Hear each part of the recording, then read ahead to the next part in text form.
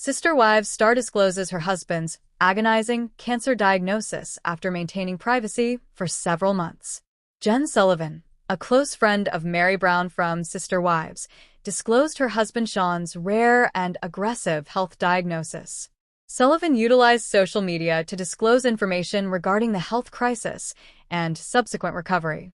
She shared a photograph of herself and Sean, captured on their 19th anniversary, shortly before Sean commenced his treatment.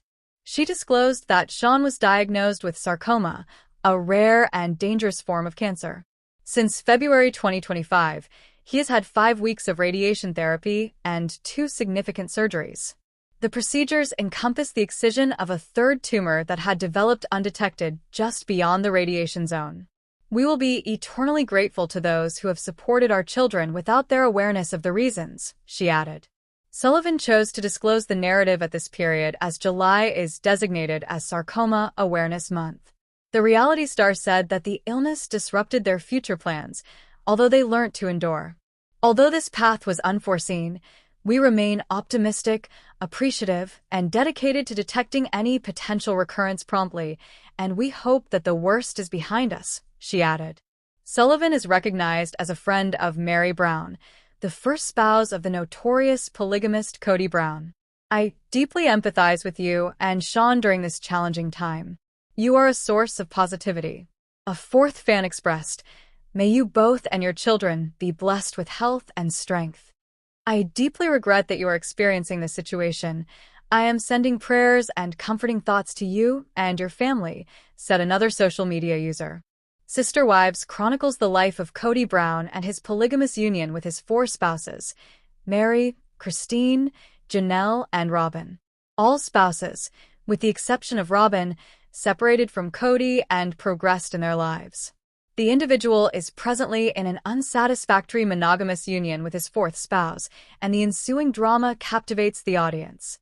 Nevertheless, Meri Brown is justifying her choice to maintain discretion after her separation from husband Kody Brown, asserting this week that certain matters merit confidentiality.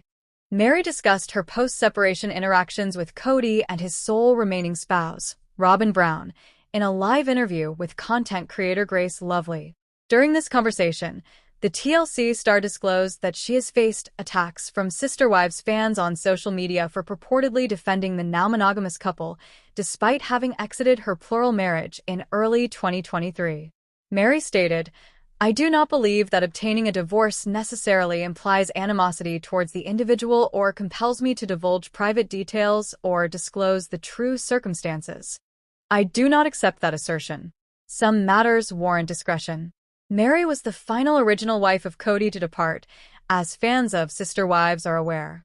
Christine Brown terminated the relationship in late 2021, succeeded by Janelle Brown in 2022.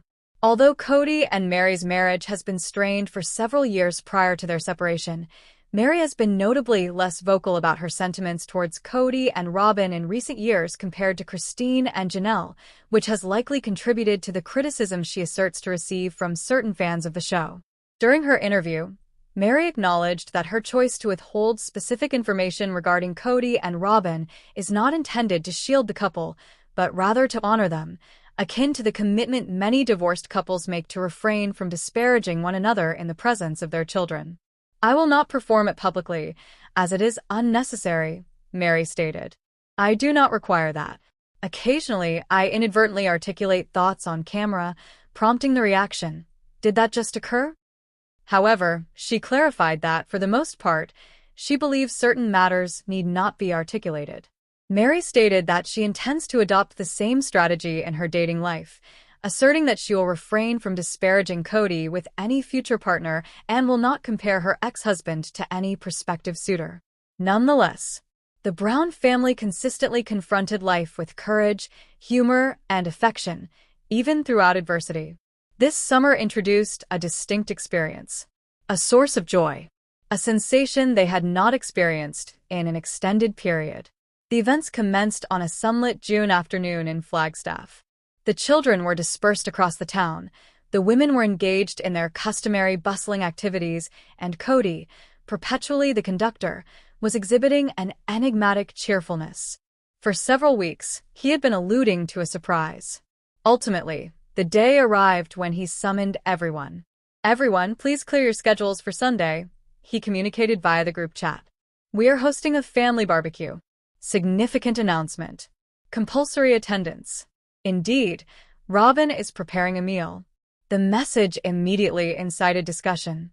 Christine, currently residing in Utah, while still intimately connected to the family for the children's benefit, raised an eyebrow upon reading the text. "What now?" she murmured, presenting it to Truly. "Perhaps he is acquiring a new spouse," Truly jested. Christine exhibited exasperation by rolling her eyes. "Not under any circumstances." Meri showed curiosity, yet remained aloof. "It must not be a lecture," she admonished herself. However, an instinct suggested to her that this situation was distinct. Janelle, consistently the mediator, accepted it calmly. "Positive news is preferable to negative news," she remarked while preparing her RV for the journey to Flagstaff with Savannah. A lengthy table was arranged in Robin's garden, featuring grilled chicken, roasted corn, and freshly made lemonade. The aroma of festivity permeated the atmosphere. The elder children arrived initially: Aspen, Michael T., Logan, Hunter, subsequently joined by a throng of grandchildren who were laughing and pursuing Bubbles. Christine arrived last, exhibiting a cautious yet inquisitive expression. Cody acknowledged her with a resolute nod and a smile. "Thank you for your attendance. Let us proceed directly to the significant news," she remarked, only partially in jest. Cody stood on a little improvised platform with Robin adjacent to him. He applauded to silence the crowd. "Thank you all for attending today. Despite previous difficulties, today is focused on positive developments. Excellent news." The family exchanged dubious looks. "Robin and well, we are not expecting a child," he chuckled as Michael T's jaw fell open. "But someone else is." Gasps emanated from the audience. Michael T. was the next to exclaim, "I am." The entire backyard erupted in cheers. "Affirmative. Tony and I are anticipating the arrival of twins." Michael T. radiated joy, grasping Tony's hand firmly. "We desired the entire family to be informed simultaneously." The family was overwhelmed with delight. Even Christine wept as she embraced her daughter. "Dichorionic twins. My child is expecting twins." Robin wept. Meri, beaming authentically for the first time in months, presented Michael T. with a diminutive pair of crocheted booties she had clandestinely crafted upon her suspicions. Janelle assumed responsibility for spontaneously organizing a baby shower. Cody observed the reconnection of others with a demeanor that was unexpectedly subdued and contemplative. For once, he remained largely silent. He merely observed his extensive, intricate family reveling, embracing, and commemorating together. As the sun descended and fairy lights illuminated the yard, the Browns congregated around a fire pit, consuming iced tea and exchanging narratives. It was not flawless. Hostilities persisted. However, for a singular, enchanting day, they all recalled the affection that initiated everything. Christine inclined toward Janelle and murmured, "It is days like this that evoke a slight sense of nostalgia." Janelle acquiesced. "We may never return to our previous state. However, this is significant. The party was not solely for the twins. It pertained to something grander.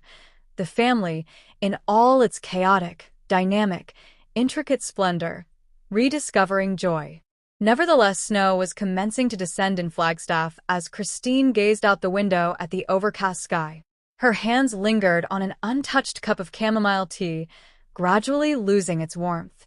The atmosphere within the home was oppressive, not because to the external chill, but rather from the silence that had enveloped her and Cody. Cody arrived tardily, his boots thumping against the hardwood floor. He appeared fatigued yet resolute. "Christine," he said, removing his coat, "we must converse." She did not exhibit any reaction. "We engaged in an extensive discussion last week, Cody. Additionally, the preceding week. What remains to be articulated?" He positioned himself opposite her, his gaze meticulously examining the visage he had once been intimately familiar with. I am making an effort, Christine. I truly am. However, I am uncertain how to rectify an issue once you have already deemed it broken. Christine's gaze ultimately encountered his. Due to its damaged state. Not due to my decision, but because you ceased to select me long ago. You do not love me like a husband ought to. Cody's shoulders sagged. I have been overextended. Robin, Janelle, Meri, the children, the relocation, COVID, everything transformed. However, your affection for Robin remained unchanged, she said incisively. It only intensified while mine faded into obscurity.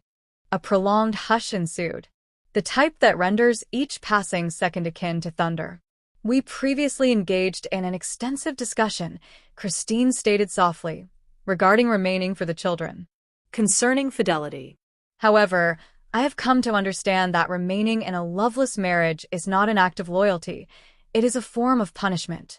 Cody massaged his temples, clearly exasperated. What are the next steps? Are you departing? Did you annihilate this family? No, Cody, she asserted, setting her chilled tea upon the table. This family has been disintegrating for years. I am no longer feigning ignorance on it. Her eyes brimmed with tears, but did not spill over. Her voice was unwavering, more robust than it had been in months. I wish to relocate to Utah. I desire proximity to my children and my origins. I desire a new beginning, free from this detrimental loop. Cody also arose, his eyes aflame with anguish and incredulity. You are earnest. I exist. I will no longer engage in a half-hearted existence. Inapplicable to you. Not intended for anyone. That evening, Cody remained solitary in the living room. Images from the past, beaming visages, collective holidays, newborns, enveloped him like phantoms of a bygone era. Christine ascended the stairs to pack further boxes. The house seemed more desolate than ever, despite her continued presence. He murmured to himself, "We engaged in an extensive conversation, yet I never truly comprehended her." For Christine, that extensive conversation did not mark the commencement of healing. It was the concluding page of a chapter she had endeavored to conclude for years. As the snow fell outside, enveloping the world in white, Christine closed the door on her marriage, emboldened by courage and hopeful for a life beyond the confines that had become her prison. Nonetheless, the afternoon in Flagstaff was tranquil, with the autumn air invigoratingly chilly, infused with the aroma of pine and the sound of rustling golden leaves. Within Christine's inviting new residence, the fireplace emitted a warm crackle, illuminating the space with a gentle radiance. Christine, now asserting her independence in Utah, had invited Janelle for a long-awaited, candid discussion. Janelle entered, her eyes weary yet resolute, bearing the burden of years of unexpressed emotions. Christine embraced her firmly.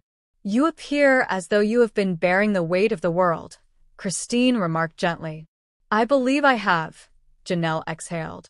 She reclined on the couch, grasping a mug of herbal tea that Christine had brewed. "I did not come here merely to visit, Christine. I require a discussion. Engage in genuine conversation." Christine inclined forward. "I have arrived. Articulate your thoughts clearly." Janelle inhaled deeply prior to articulating her thoughts. "I am contemplating departing from Cody. Indefinitely. I can no longer feign that everything is satisfactory." Christine nodded, her eyes filled with comprehension. "What is motivating you to reach that conclusion?" Janelle's voice quivered, not from terror, but from the fatigue of years of concession. "He is no longer the man I wed. He no longer listens. He disregards my opinions as if they had no significance. I observed him invest all his efforts into Robin and her children, while the others of us receded into obscurity. I do not perceive myself as a partner. I saw myself as an outsider." Christine extended her hand and grasped hers. "That is precisely how I felt. The issue beyond the marriage. It pertained to self-worth. You merit recognition. You merit tranquility." "I am aware," Janelle stated, dabbing at a tear. "I've been contemplating this for several months. The ultimate provocation occurred when he attempted to attribute the discord with the children to me, as though I generated that tension by opting to support them. Christine's gaze intensified with determination. He has made his decisions, Janelle. Now it is your turn to create yours. Janelle gazed through the window to the distant snow-covered mountains. What was your method? Depart? Were you not afraid? Indeed, I was, Christine said. However, I was more apprehensive about remaining in a life that rendered me invisible. Departing was the most challenging endeavor I had ever undertaken, and the most rewarding. I experienced liberation. I feel like myself, once more. A prolonged silence ensued while Janelle contemplated Christine's remarks.